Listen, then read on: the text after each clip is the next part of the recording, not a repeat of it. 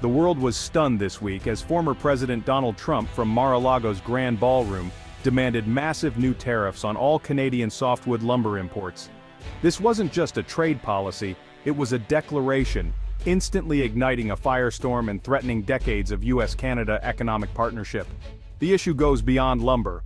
It's a test of global trade's fragility and the real-world impact of political rhetoric.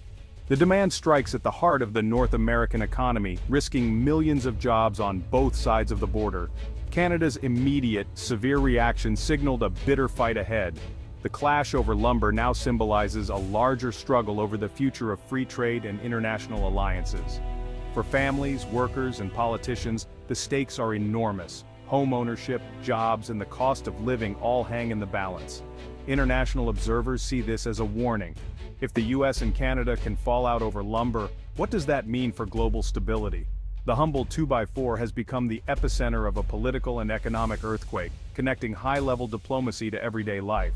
As we dive in, we'll explore the roots of this crisis, the current standoff, and the lives upended by a single powerful demand.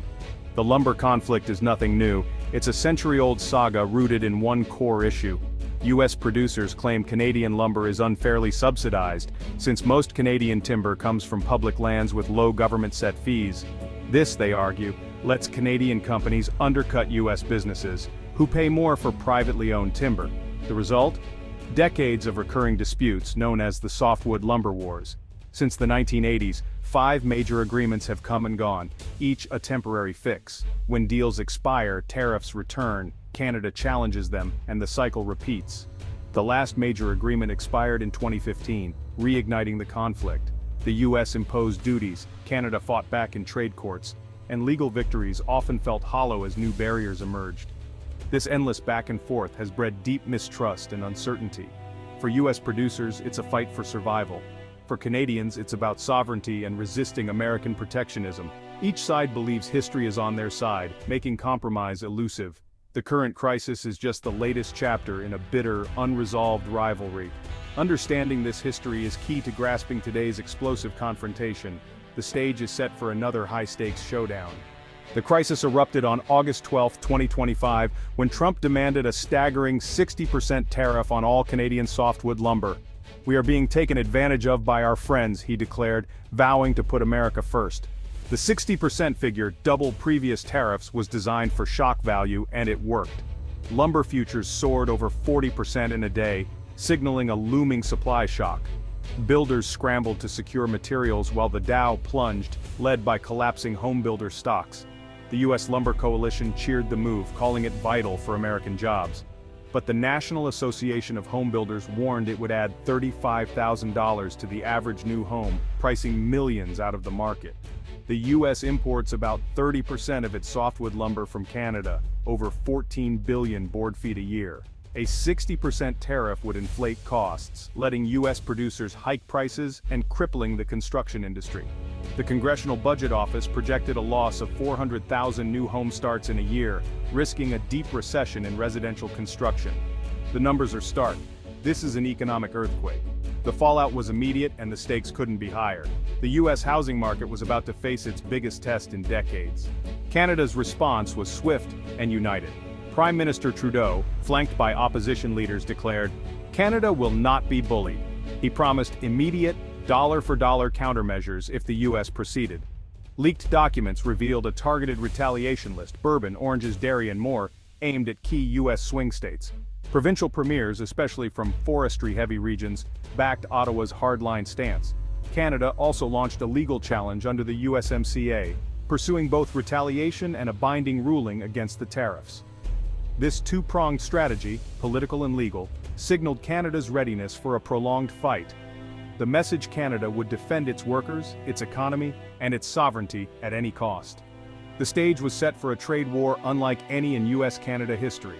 The impact on the US housing market was instant and devastating. New home construction froze overnight as lumber prices soared and builders couldn't guarantee costs. Construction companies paused projects, invoking force majeure, while home buyers were left in limbo. The National Association of Realtors reported a 75% collapse in new home inquiries. Building permits plummeted 60% in a week, the steepest drop ever. Millions of jobs across construction and related industries were suddenly at risk. Existing home prices spiked as inventory shrank, deepening the affordability crisis. The housing market split America. Homeowners gained, but millions were locked out, fueling anger and division. The fallout rippled far beyond housing. Small U.S. businesses, hardware stores, lumberyards faced cash flow crises as builders stopped buying. In Canada, sawmills in rural towns faced closure, threatening entire communities and driving young people away. Canadian retaliation hit unrelated U.S. industries, bourbon distilleries, dairy farmers, and more, turning them into pawns in the trade war. The dispute exposed how deeply intertwined the two economies are. Economic nationalism and heated rhetoric eroded trust, fueling an us versus them mentality. Cross-border relationships, tourism, business, even culture suffered. The measurable economic costs were huge, but the social and cultural damage could last even longer. The dispute was no longer just about lumber, it was about the future of North American cooperation. The stakes had never been higher for both nations. To cut through the noise, we turned to leading experts. Dr. Emily Vance, trade economist. This is a clash of business models, U.S. private land versus Canadian public land. Trade law can't resolve it, which is why it never ends. A 60% tariff is an economic bomb. Professor Gordon Mills, housing specialist. The U.S. already faces a 4 million home shortage. This tariff is a massive tax on new housing, creating chaos and freezing construction. The damage is done, even by the threat alone. Dr. Marie LeBlanc, Canadian resource economist. Canada stands on solid legal ground. International trade bodies have repeatedly sided with us. Retaliation is classic strategy. When U.S. industries feel the pain, political pressure mounts to reverse the tariffs. Ambassador Robert Lighthizer, former U.S. trade rep. Trade rules have failed American workers. Only overwhelming economic force like high tariffs can force change. Short-term pain is necessary for long-term rebalancing. These perspectives reveal the deep divisions and high stakes. For some, tariffs are a tool for justice. For others, they're a recipe for disaster. The crisis is as much about ideology as economics. The outcome will shape not just trade but the future of U.S.-Canada relations. The world is watching to see which vision prevails. The debate is fierce and compromise seems distant. But the voices of experts, workers, and families will shape what happens next. The stakes are real and the consequences will be felt for years. This is a turning point for North American trade. The political fallout is fracturing American alliances. Pro-business Republicans from construction-heavy states now oppose the tariff, clashing with the nationalist wing. Democrats are split. Progressives oppose the tariff as a tax on the poor, while Rust Belt Democrats see protectionism as a chance to win back union voters. The crisis is the top issue in midterm races, forcing candidates to take sides. Strange alliances are forming, home builders and environmentalists versus divided labor unions. The debate is no longer abstract, it's a real-world crisis with immediate consequences. The outcome will shape U.S. economic and foreign policy for years.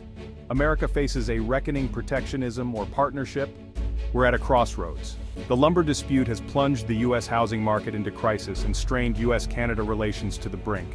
The first step is to de-escalate, remove the tariff threat and restore stability. Real solutions require urgent, creative negotiation, not just another temporary fix. A joint U.S.-Canada Forestry Commission could offer a path forward, focusing on sustainability and shared needs. For viewers, this isn't just politics, it's about jobs, homes, and the world we want to build. The choice walls and tariffs, or bridges and partnerships, the outcome will define the future of North American trade and the lives of millions.